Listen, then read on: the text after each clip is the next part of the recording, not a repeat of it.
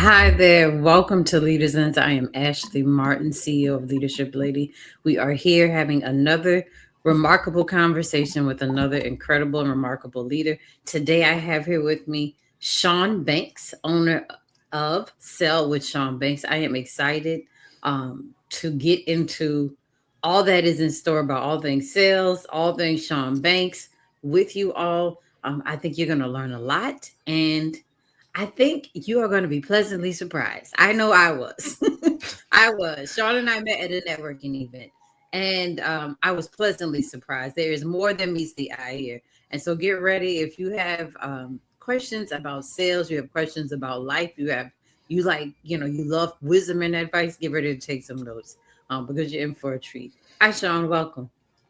Hey, Ashley, thank you for having me on today's show. Thank you for being here. Um, we're just going to get right into it.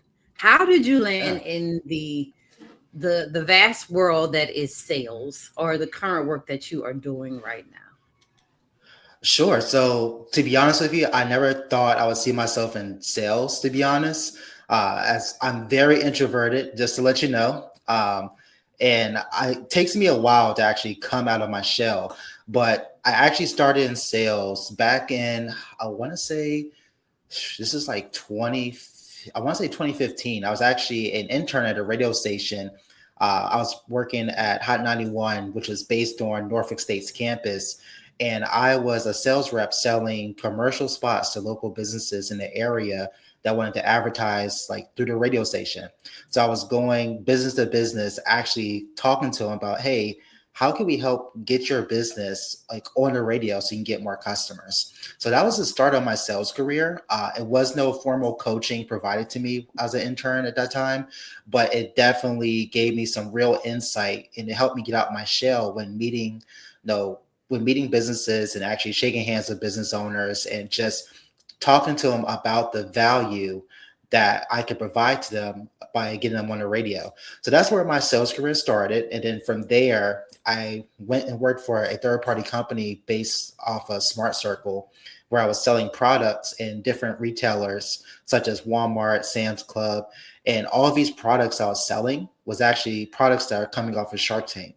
So I had the amazing Yeah. opportunity to be able to sell those products. And again, uh, to my introvertedness, it was a little bit of me having to adapt because like I had to walk up to strangers and talk to them about these products that I was selling, and I had to talk to them about, hey, how these products actually solve a potential pain point that they were having, whether it was like back pain, maybe it was them trying out new food for the first time, maybe it was people who are on different programs such as TANF that actually needed an emergency phone to have one of them just in case if something was to happen. So that's how my whole sales career kicked off. And now where I'm at currently, I'm selling technology to the federal government and showing them like how they can use the AI to better connect with their citizens and protect their data. So I can say I've had a successful career, and sales has really helped me be able to understand more about who I am as a person. It's be able to help me break out of my shell. I'm not as introverted as I used to. I can go up to anybody and just have a random conversation. So I can definitely say that sales has done a lot for me in my 10 years of being in this profession. That's awesome. And I love the fact that you shared about your personality type. I identify as a ambivert, right? So I have a little Okay. bit of introversion, a little bit of extroversion, and it strikes a balance. But I love the fact that you have defied some stereotypes about introverts, especially with sales. Sometimes Yeah. people think an introvert maybe, they people are too shy or, they're not people person. And that's far from the truth. Yeah. That's far from the Yeah. truth. And so that is awesome. Would you say to someone who's out there who is an introvert that like you, um, Mhm. who may need that push, may need that challenge to step out of their shell or step out of their comfort zone? What would you recommend them do, like a first step? So for anybody who's an introvert who's in sales currently, I would say my biggest advice is first and foremost, understand how you like to sell. I feel like that's the biggest challenge with anybody that's in sales, because we're tending to be like the person who's very outgoing. We're always sharing call scripts, we're always sharing messaging scripts, we're always sharing like practical tips, which is good and I encourage that. But at the end of the day, you have to figure out as a person, how do you want to sell as an individual? And for me, that looks like being very knowledgeable about what's going on in the market and understanding what it is that my product or service does, and then finding a way where I'm very comfortable in articulating that value to my prospect or a potential lead. And that could be in the form of a video, it could be in the form of a newsletter, it could be in the form of a webinar. But you have to figure out like what works for you and how you're going to articulate that value. And one thing I've learned is that what works for me isn't going to work for everyone else. And it takes a lot of experimenting to really understand what it is that works for you as an individual. So for all my introverts that's in sales currently, no, you're in sales for a reason, and I'm hoping that reason is because that you enjoy what you do, and you're using this as an opportunity or stepping stone to break those introverted habits. Um, but first and foremost, understand like your process, what works for you, and then find ways to replicate it as much as you can. Because once you find what actually works, no, the more that you replicate it, the more that you start to master that. And that's a skill that, or a process that no one can take from you. That is some solid. That's some solid advice there. I think oftentimes people work against how they're wired. Yeah, For whatever reason. I don't know all the reasons, but it's yeah, smart and it's wise to work with how you're wired. You're wired that way for a reason. And so that's awesome. yeah, And so finding that way of what works for you, what works for whatever you're working on is a good thing. And that yeah, duplication and right, because right practice, yeah, I think it was Gladwell that says perfect practice. We hear the term practice makes perfect, but perfect practice makes perfect. Right, you want to be exactly. practicing the right way so that you're repeating the right thing. So that's awesome. That is awesome. What would you say is something that you would want people to understand about somebody like you? You're introverted, you're a salesman, you've had a successful sales career in different arenas, so to speak, in different spaces. What Mhm. is it that you will want somebody to understand about somebody like you?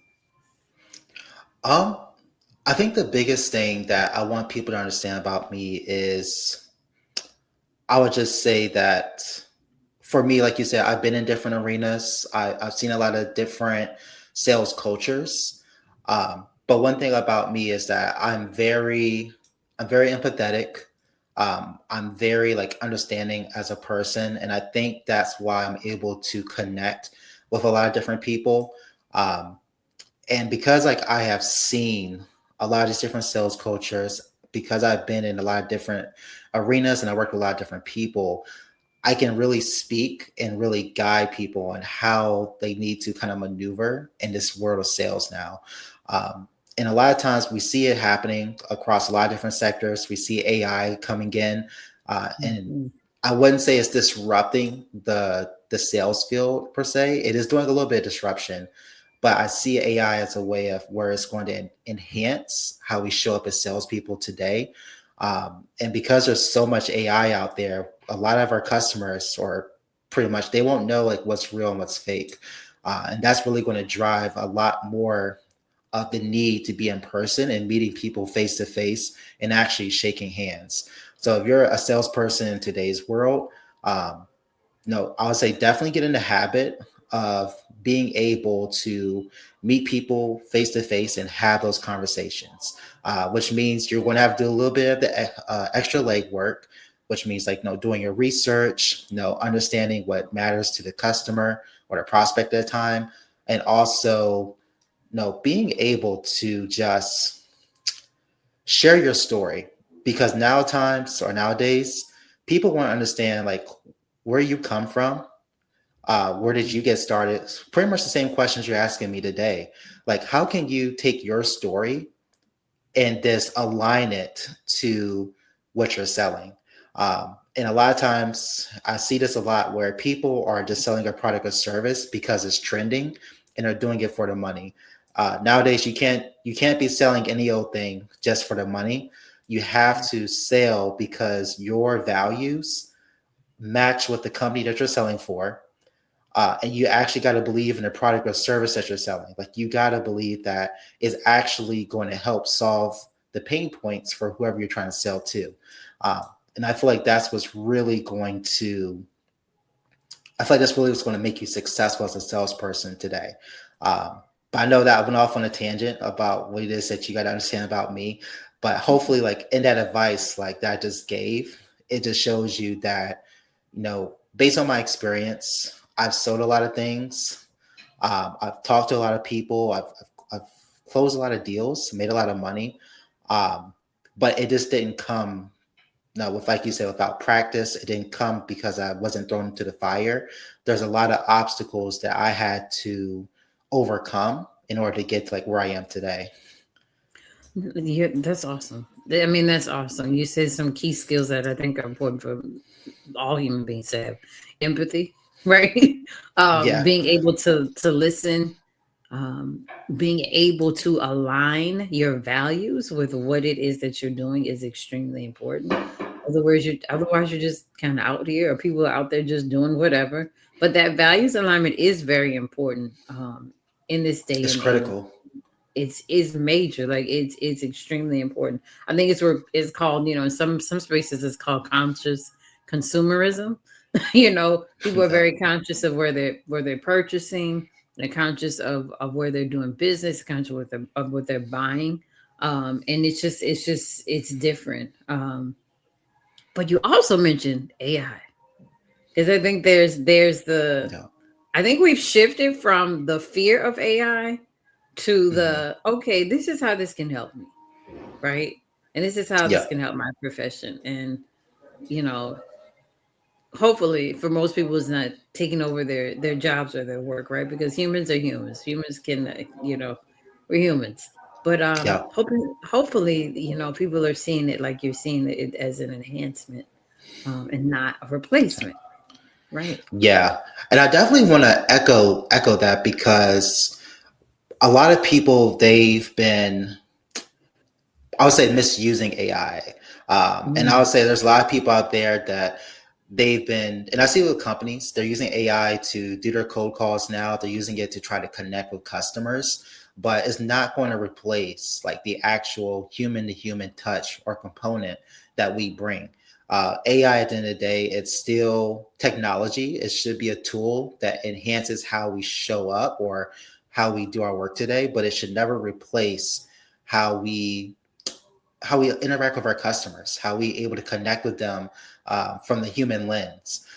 So while I applaud a lot of companies being AI conscious, being pro AI, we cannot forget that the human element cannot be erased, and we should be as humans doing our part to actually show up as the individuals that we are today. Um, so just show up first and foremost, but also remember that, and going back to what I said earlier, sharing your story, right. sharing those values, making sure that every step that you take aligns with who you are as a person. Like, that's what's going to make you an incredible salesperson. That's what's going to make you an incredible human being. Like, you don't have to be in sales to, take what I'm saying and apply it. It can happen in every stage of your life, whether you're a CEO, you're a business owner, whether you're, just an everyday worker. Like, take everything that I'm saying, and just be mindful of like the steps that you're taking, and make sure that it aligns with your purpose and what your mission is on this earth. That is awesome. That's awesome. And it's important. It's important. That alignment is major. Um, Yeah, and it's and I'm glad you mentioned it being a part of the whole process, and not just something, oh, maybe you do, like, at the beginning or midpoint or at the end. It's important yeah, across the whole process, to ensure that things go as smoothly as best as possible. What does a week look like for you with all of that? With helping people make their money and close deals and get comfortable with all this new stuff. What does a week look like for you? Sure. So I'm still currently working like in my 9 to 5. As I mentioned, I sell technology to the government. So I'm showing them like how they can use, our AI, our cloud services to actually enhance the lives of their citizens, protect the citizens' data, um, showing them how they can actually automate some processes that are kind of manual on their side. So from 9 to 5, that's what I'm focused on doing, just making sure that technology is being used the right way. But after that, I'm currently focused on revitalizing my coaching program. I've had my business for 8 years now. I started off as a consulting firm, helping small businesses the way helping them like show up in the correct way online. But now I've pivoted towards coaching. And this is more so like my arena because I want to be able to show solopreneurs who are just getting started on how they can strategically go about getting like their first few customers. Sales is right now the biggest gap for solopreneurs because a lot of them are either afraid to pick up the phone. A lot of them are afraid to go to these networking events. Some of them just don't know like how to message and position the product or service that they're offering. So I'm trying to come in and connect those gaps to my skill sets because I've done all of it. I've been an individual contributor. I've been a manager. I've managed teams. I've taught them how to sell. I've coached them on how to sell and maneuver corporate America. So now I just want to take everything that I've been through and just give that back to solopreneurs in a way where they can find the same success. That's good. That's awesome. That's awesome because once you have something down, it's good to be able to help others out with that same thing. It Yeah. seems like you've had a very aligned path, a very a path that is effective, which is awesome, and I hope that keeps happening. What has Thank have you. you had any challenges, right? Because like life happens, work happens, things happen. Have you if you in of the challenges, what's been something that maybe shifted how you see even the work that you do? So this is a very timely question. And I would say the biggest challenge for me personally, and this, I feel like I'm still fighting in a way on this challenge, but it's the challenge of imposter syndrome and how Wow. someone sees themselves. Um, no, and I've been in business for 8 years now. And I've been through the ringer of meeting different business owners. I've been out there, I put myself out there to promote my products and services, my coaching programs, and what I do. And sometimes you just get, I'm trying to think of the right word for it. You just get a few haters out there, a few Hmm. people who don't want to see you succeed. Um, and they'll always give you some negative feedback or negative criticism um, that could impact how you see yourself. And it can also impact how you think others see you as well. So that's the biggest challenge that I'm overcoming, but I'm still facing today at the same time. Right. Because just when you put yourself out there online in front of everybody, everybody has an opinion, and you have to sometimes be able to cut through the noise and really focus on the people who's out really out there supporting you. And that's something I've been dealing with. And I've dealt with it like in my personal business. I've dealt with it like in corporate America. But sometimes the impact that you have can't always be seen. So being in sales, like I can track how much revenue I bring in for a company. I can track how many closed deals I have, but sometimes you can't track the impact that you've had. Like even this conversation we're having today, like I've had plenty of conversations with people that are entering in sales for the first time, maybe people who've been in sales for a while, but they've kind of hit like some roadblocks. And I've had conversations where I've given them advice, I've showed them like how to maneuver, and sometimes you just don't see the impact that you have on those people. Um, I was in Vegas for a conference where I actually got to see my impact up close and personal. I was there for my company in Vegas. We were having a sales kickoff, and the people that I used to manage that I helped get promoted, I Mm-hmm. saw them in person, and it wasn't no longer a manager to student type of relationship. It's more of a peer to peer. So when I saw them, I saw the success that they were having. I saw that they're like the number one sales reps on their team. They're closing their own deals. They're making six figures.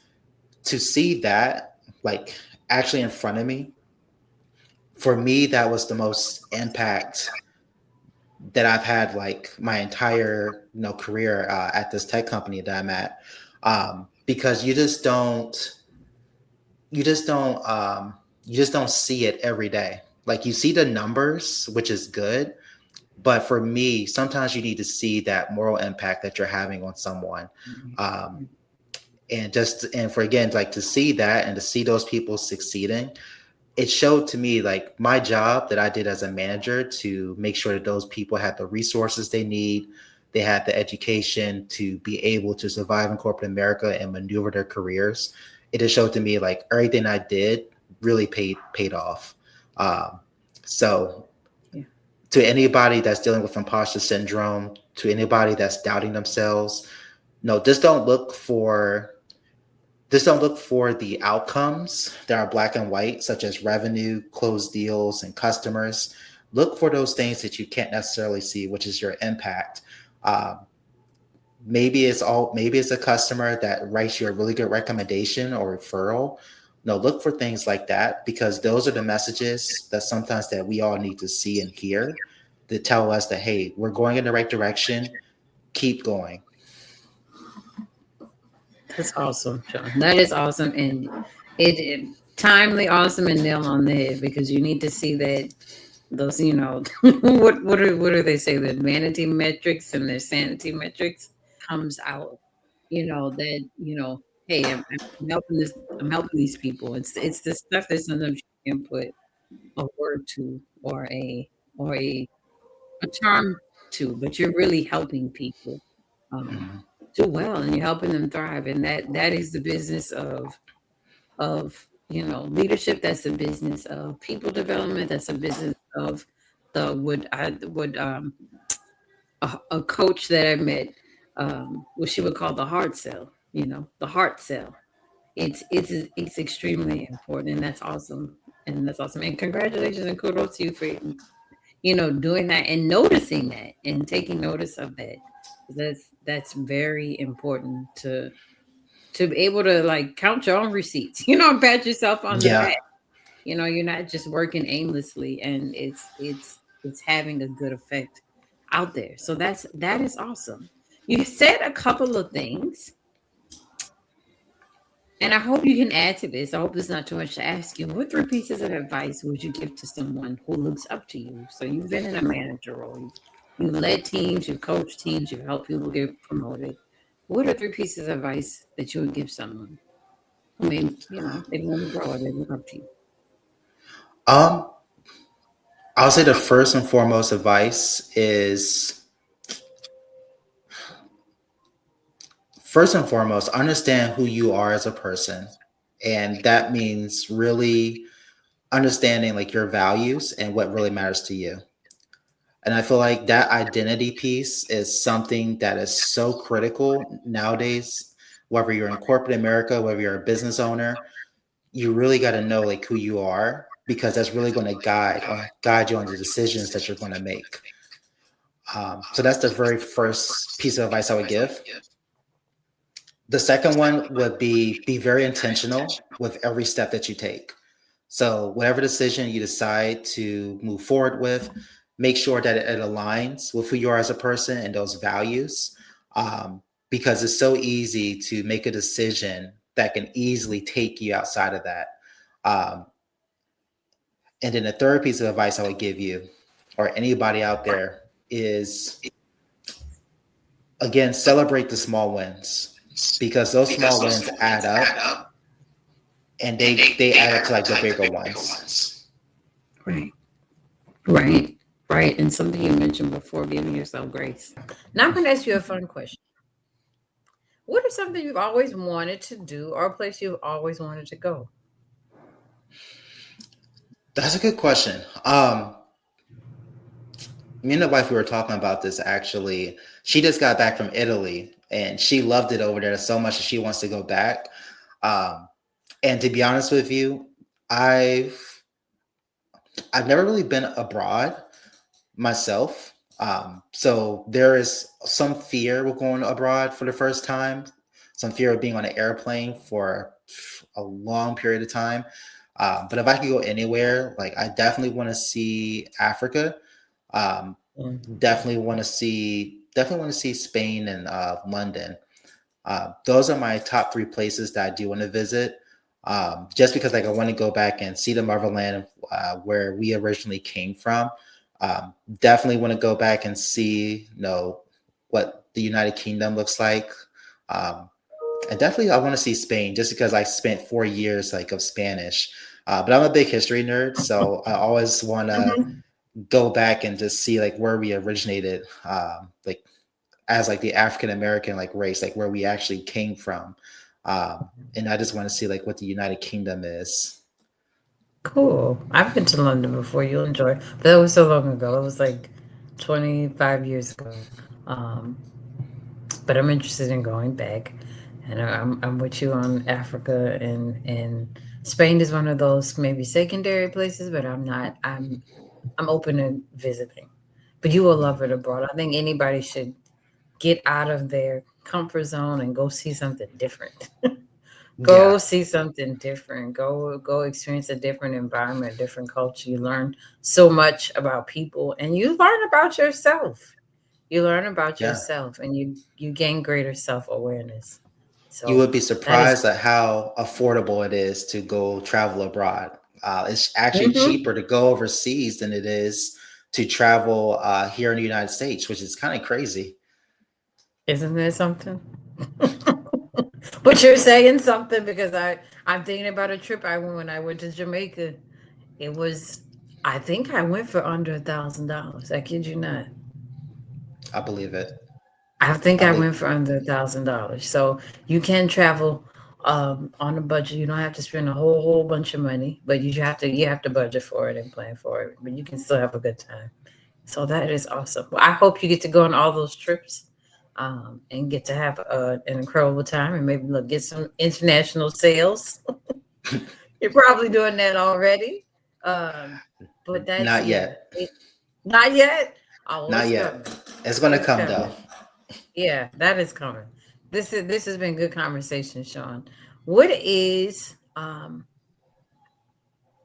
one way people can work with you? How can people work with you? Sure. So I'm still revitalizing my coaching program. So that means like I don't have a website as of yet.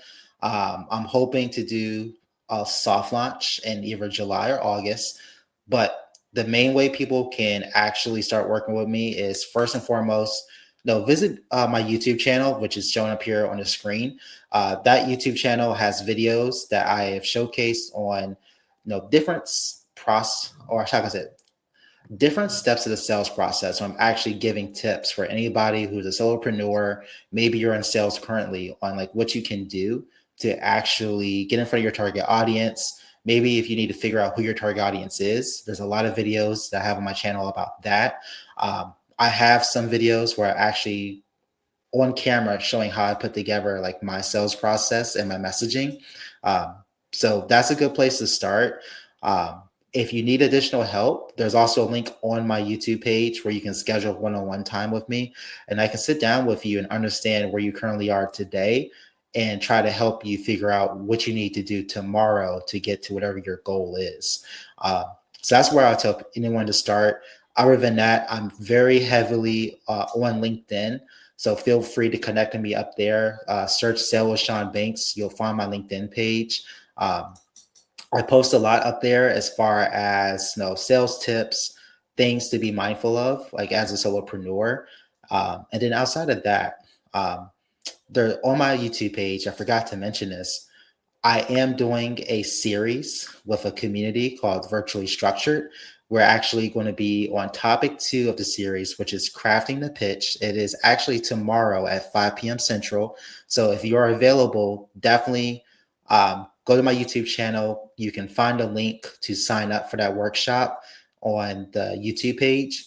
Um, but it's a series, it's a 6 part series, and I think crafting the workshop is probably going to be a phenomenal workshop that I'm going to be doing, because this is where a lot of solopreneurs need the most help, especially when it comes to articulating their value and what they do in 60 seconds or less. I know a lot of people say 30, but we got to start somewhere, and maybe 60 is the best place to focus on making sure that you have a well-rounded pitch that really gets people to take that next step, which is either a discovery call or, pretty much, maybe it could be meeting for coffee in person. Um, so hopefully anybody who's watching this, I get to see you at that workshop tomorrow. Awesome, awesome, awesome, and thank you for sharing that. It's yeah, thank you for sharing it. The step by step process, especially if you're starting out or rebooting, it's good to have a framework. Good to have a Yep. framework. That is awesome. Well, Sean, thank you so much. This has been Oh, insightful as always, and I am grateful that you were able to come on and give us a peek through your lens. Are any parting words? um, no parting words. I just hope that whoever watches this gets a lot of value from it. I hope someone who is going through the same challenges as me, especially with imposter syndrome, realize that you do have value.